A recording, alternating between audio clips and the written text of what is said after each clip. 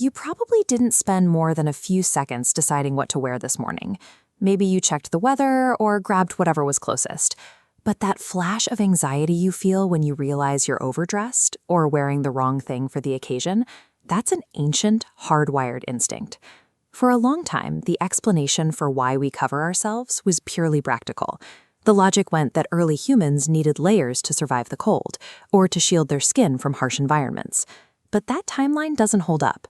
For the first half of our existence as a species, early humans lived under the baking African sun.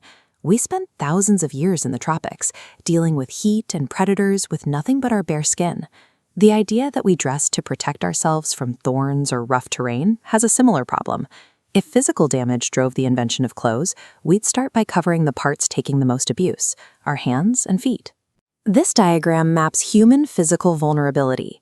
High damage zones are marked in red at the extremities, but blue highlights show where the earliest clothing actually appeared, the torso and groin. The areas least exposed to environmental damage were covered first. When you rule out staying warm and blocking scratches, utilitarian survival falls apart as the main driver. That leaves a massive, unexplained gap in our evolutionary history. Anatomically modern humans have been around for roughly 300,000 years. Yet, when we look at the archaeological record, tools specifically used for scraping hides and making garments only show up much later. To find a more accurate timeline, researchers in 2003 had to stop looking for ancient artifacts and start looking at the genetics of a parasite.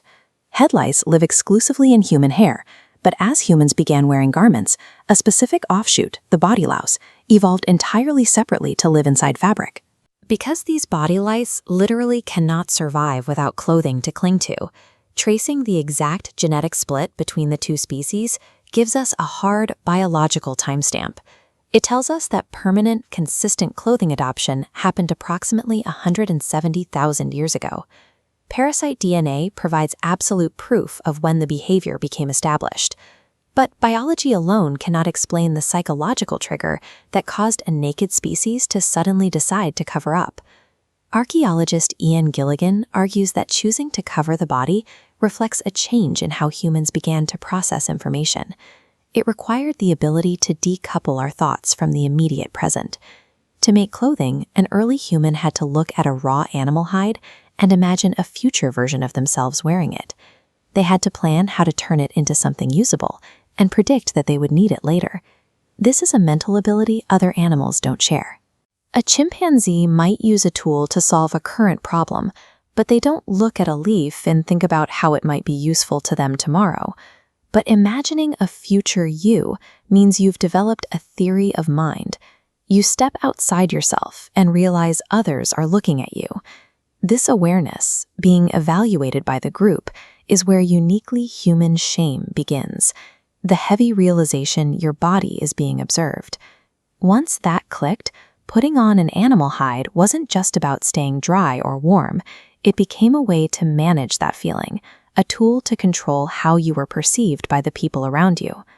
In this sense, clothing was the first physical evidence of a self-conscious mind. It was a reaction to the new internal weight of being seen. As early human tribes grew larger and complex hierarchies formed, strangers began interacting frequently.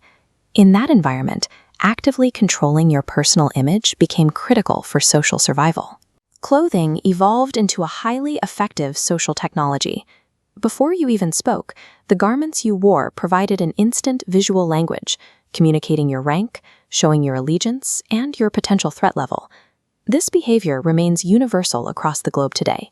Even in tropical climates where covering up for warmth is completely unnecessary, people consistently decorate themselves.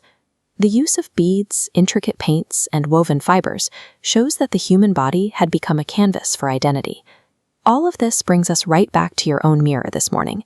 When you stand in front of your closet, negotiating between who you are and what the situation requires, your brain is running the exact same social calculation that your ancestors ran around a fire 17,000 years ago.